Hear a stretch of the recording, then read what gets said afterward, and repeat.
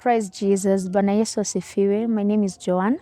We are going to share the word of the Lord from the book of John, chapter number 6, verses number 16.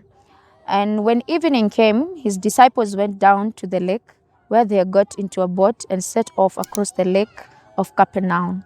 But now it was dark, and Jesus had not yet joined them. A strong wind was blowing, and the waters grew rough. When they had rolled about 3 or 4 miles, they saw Jesus approaching the boat, walking on the water, and they were frightened. But he said to them, "It is I, don't be afraid."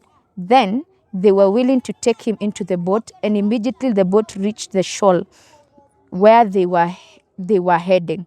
Praise the name of the Lord. This is a story that we all know about. It is the story of Jesus walking on the water. Praise Jesus. The most shocking or the most amazing part of this story is that Jesus was with the disciples, and immediately after Jesus separated with the disciples and he went to the mountain to pray, and the disciples got into the boat and they proceeded with the journey to the places that they were heading.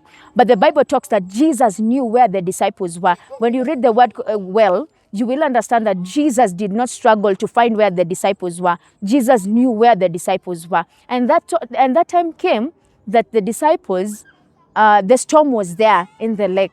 But Jesus started walking on the water.